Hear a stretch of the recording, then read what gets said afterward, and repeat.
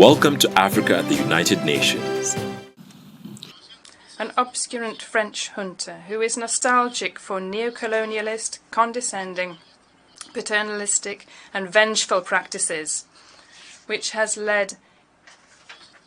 carried out unprecedented illegal, illegitimate sanctions by the ECOWAS and UNGA against Mali. After 10 years of insecurity leading to thousands of deaths, refugees and internally displaced, is it not now a sacrilege for a Malian population who's a victim of insecurity and has been under embargo for 7 months by closing borders and seizing bank accounts in Mali? Thanks to its resilience and the solidarity of friendly countries and the African people, the Malian people is now foiling their plans. The French junta and its obscurantism is guilty of instrumentalizing ethnical differences by forgetting its responsibility for the genocide against the Tutsis in Rwanda. It was also guilty of desperate attempts to divide Malian children from the same families.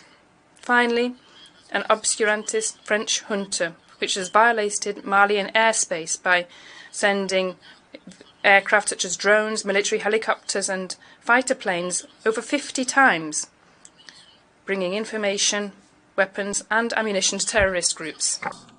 In order to ease its conscience, the French junta accuses Mali of not having been grateful, banging on about the regrettable death of 59 French soldiers in Mali during various counter-terrorism operations.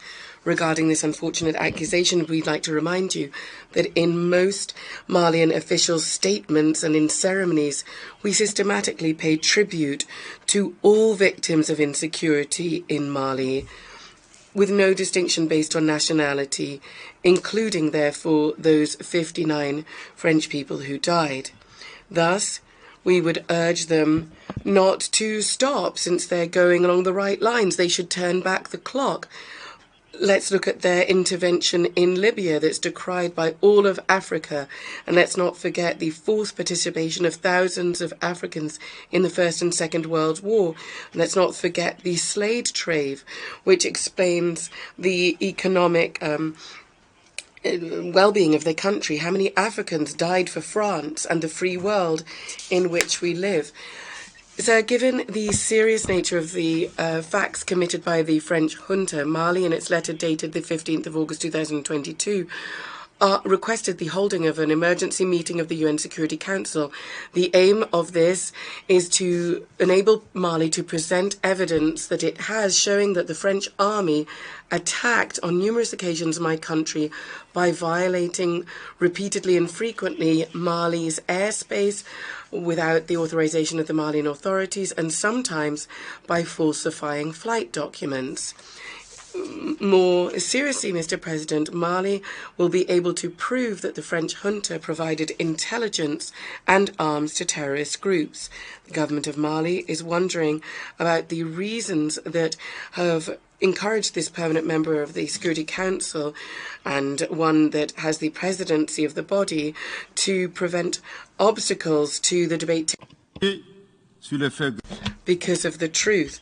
The world needs to be enlightened on the serious facts that took place in Mali and which are at the basis of the worsening insecurity and destabilization in Mali.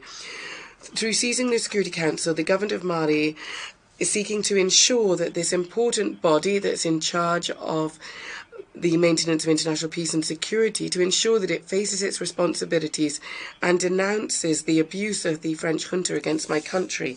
These hostile acts are incompatible with the UN Charter and its statute as a permanent member. The credibility of our joint mechanism depends on it, as does the effectiveness of our fight against terrorism, but in particular, so does the integrity of the UN. That, inter alia, is based on the respect of international commitments, international law, of the UN Charter. Mr. President, it seems important for Mali to call for your personal involvement with the Security Council of the United Nations so that our request be successful, so that this duplicity and the proxy war imposed upon my country stops. Mr. President, in combating terrorism and violent extremism, the government of Mali takes very seriously the question of human rights. I'd like to underscore that human rights are first and foremost the values that each Malian embodies. Thus, the government of Mali remains determined to respect them and to ensure they are respected in line with its zero-tolerance policy against impunity. As it's loyal to its ancestral values that are enshrined in the Kurofangua Charter proclaimed in 12,036 by the Emperor of Mali, Sundite Keita. This is why we believe in this. Mali is a cradle of great civilizations. There were once great empires, a land of exchange, hospitality and tolerance. Mali makes promoting and defending human rights a national priority. This is why I robustly confirm that the military operations of the Malian Defence and Security Forces are conducted strictly respecting human rights and international humanitarian law. Nonetheless, as I've underscored, the government of Mali is vehemently opposed to the instrumentalization of the question of human rights for political purposes, is opposed to posturing, blackmail and intimidation. By the same token, we regret the selectivity observed vis-a-vis populations in some villages who are totally massacred and their villages razed to the ground, and there doesn't seem to be any indignation regarding them. And the media manipulation that goes on claiming that terrorists who have been neutralized in the battlefield are in fact innocent civilians. In conclusion, Mr. President, I'd like to say that the Malian people have decided to take their destiny into their own hands. They fully support the government as it works in Mali and also support the return to constitutional order that will be peace and safe in March 2024 following the free, credible and transparent elections to be held. So I think, Madam Minister of the French Junta, Mali would advise you to just observe the situation. This is an opportunity for me to commend the exemplary and fruitful cooperation relations between Mali and Russia, whilst reaffirming that Mali remains open to all partners who want to help it recover from the multiple challenges affecting it in the strict respect for its sovereignty, unity and the dignity of the Malian people. Mali would remind you that, in line with the vision of Colonel Assimi Goïta, President of the Transition, 3 principles guide our national public action. Firstly, the respect for Mali's sovereignty. Secondly, the respect for strategic choices and partners operated by Mali. Thirdly, taking into consideration the vital interests of the Malian people in the decisions taken. Pursuant to these principles, Mali seeks to continue and strengthens its good neighbourly relations with all the countries that surround it. By the same token, committed to its Pan-African partnership, Mali will continue to work within sub-regional regional organizations to achieve African integration. Equally, achieving the transition's objectives requires the assistance of all of Mali's partners, including the United Nations. Therefore, I would call upon Mali's friends to remain mobilized alongside the government in order to help it to meet these important challenges together. For the significant majority of the states of the world, convinced of the importance of mutual respect and a win-win partnership, I can guarantee to them that Mali's doors are wide open to them, and the Malians will welcome them with open arms. For the minority who don't want to respect these principles, we will promise that they will face millions of Assimi Goïta who want to defend their honour, their dignity and their vital interests. I would like to conclude by giving 2 pieces of advice.